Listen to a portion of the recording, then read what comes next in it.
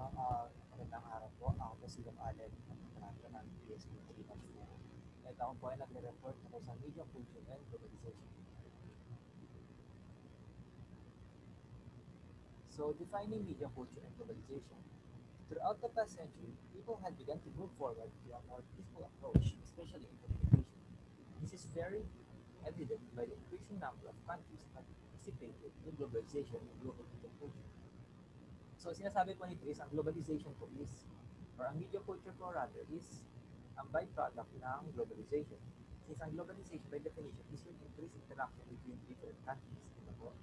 So bali sinasabi nito po, in order for media culture to ano, is dahil kailangan ng globalization, kailangan mag-interact yung tao para mapakilala nila yung culture nila sa iba.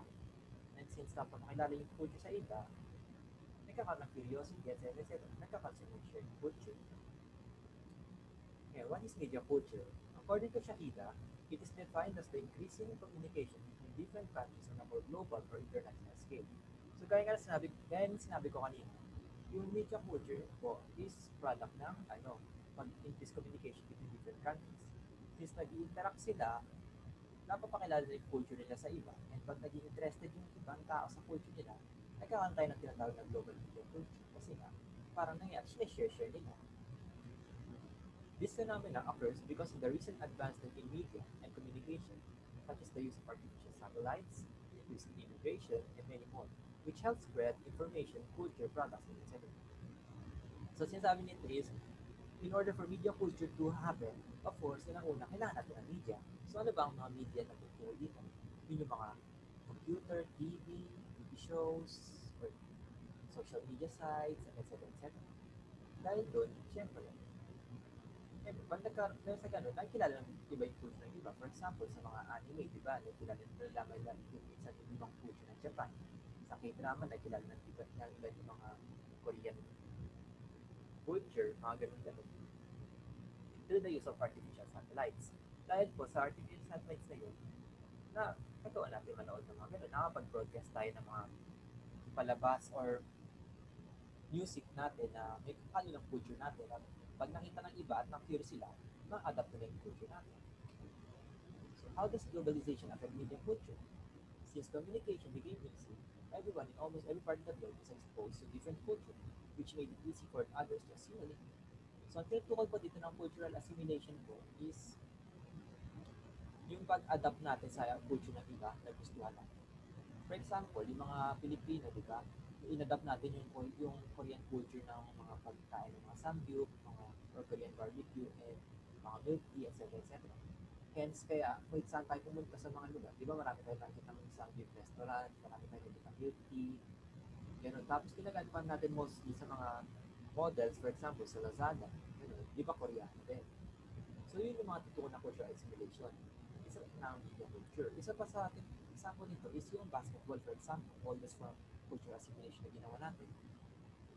Since nung kinolonize tayo ng US, dinala nila sa country natin ang mga basketball, iba't ibang class ng music, mga burgers, chocolates, etc.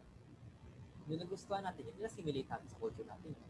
Kaya kahit saan tayo pumunta ng mga lugar, di ba lagi tayo nakita ng basketball ring, mga bata nagpo-basketball, majority sa mga Pilipino na lalaki or babae na related sa basketball. So yun yung tutukoy na naging part na siya ng culture natin. Kasi in-assimilate natin. People began to encourage their own culture, beliefs, and practices on different forms of media, such as radio shows, television show, movies, music, and many more, which promote some sort of cultural exchange between impressions. So ngayon, dito naman pumapasok yung pag-share natin ng culture natin through other medias or practices. Halimbawa, yung hit na palabas na Meteor Garden, di ba sobrang sikat niya, nagkaroon siya ng adaptation sa iba't ibang countries such as Korea, yung Voice Over Flowers, sa Japan, Namayan Dam, yung mga ganun. So yung tutukoy dito ng in-assimilate nila yung culture. Since nagustuhan nila yun, in-incorporate nila sa nila yung culture at nilocalize nila. Isa pang halimbawa dito is yung hip-hop or rap music na originate sa US or sa West. Nung na ng Pilipinas yun, syempre nagustuhan ng maraming Pilipino yun, in-adapt nila. Hence, kaya sa mga radyo, ang dami natin nakikita or nadidinig ng mga hip-hop, Filipino rap, mga ganun. Isa na example, isang K-pop. Since nagustuhan natin ng mga Pilipino masyado ang K-pop, nagkaroon tayo na sarili natin yung brand, ang P-pop or Pinoy pop. Sa example, isang SB19, di ba? Nag-incorporate sila ng Korean style music sa Filipino language. Ano. So yun. Ngayon po, while it may seem like globalization really allows everyone to communicate with one another in a global scale, there have been restrictions or organizations formed by leaders around the globe whose sole purpose is to regulate and protect its consumers.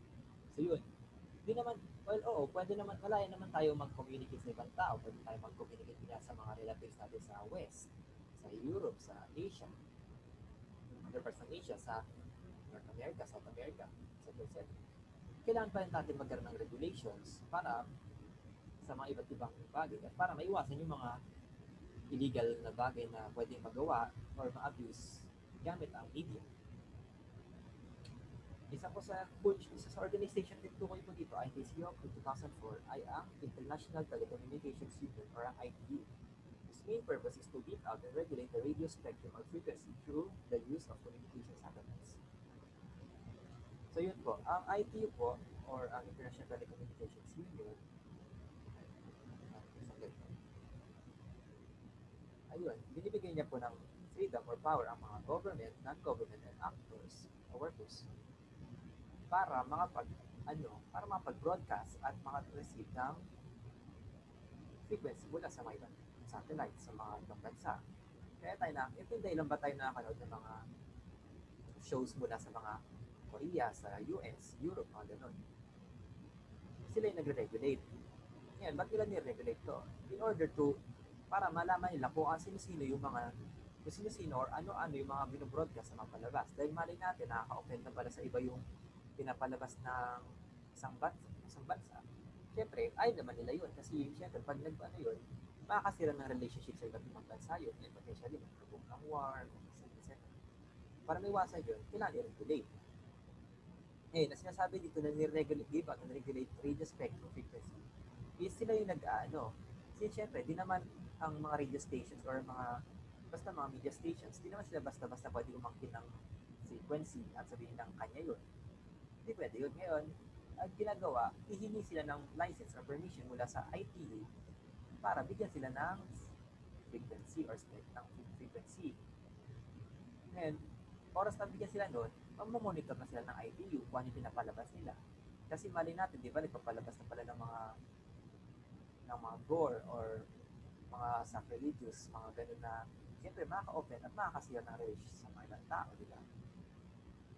Ngayon, isa pa po ang example ng organizations na ito ay ang United Nations Educational, Scientific, and Cultural Organizations or ang UNESCO, whose sole purpose is to protect and enforce the multilateral agreements made by each member of the United Nations, or UN.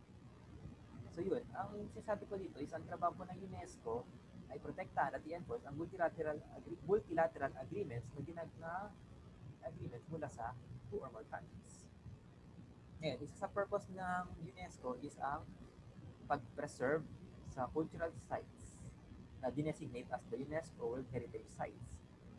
Ngayon, yung mga cultural sites na yun, ito yung mga sites na sobrang importante sa culture na pag isang tingin mo lang dito sa mga sites na to, malaman mo na agad kung ano yung culture ng mga tao. Kasi bukod sa cultural value, meron din siyang historical value na nag-define sa culture at ng isang civilization or ng group of people. Isa sa example nito is ang Banawe Rice Terraces sa Philippines. Dito may kita nila kung na ang mga Pilipino ay rice people or nag-make use sa nature by carving out rice rice terraces sa isa na example nito is ang Colossus of Rhodes ng Greece, ang Pyramids of Giza sa Egypt, and ang Stonehenge sa UK.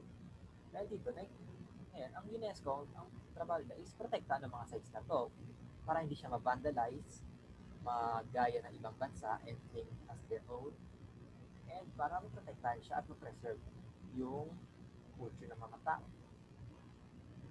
Lastly, sa examples ko is ang World Trade Organization or WTO, which manages or is in charge of regulating the trade that occurs between each countries. Ngayon, bago makapag-trade ang mga iba't ibang bansa, kailangan mo na ng trade agreements, di ba? Siyempre, kailangan ng ganun. Ngayon, ang nag-oversee ng mga ganun is ang World Trade Organization or ang WTO. Sila ang nagsasabi kung gaano kataas ang tariff na pwedeng iset ng mga bansa. Sila yung nag-protect sa ano. Sila yung nag-make sure na kung ano yung sinabi nilang ita-trade ng mga bansa, yun lang ita-trade.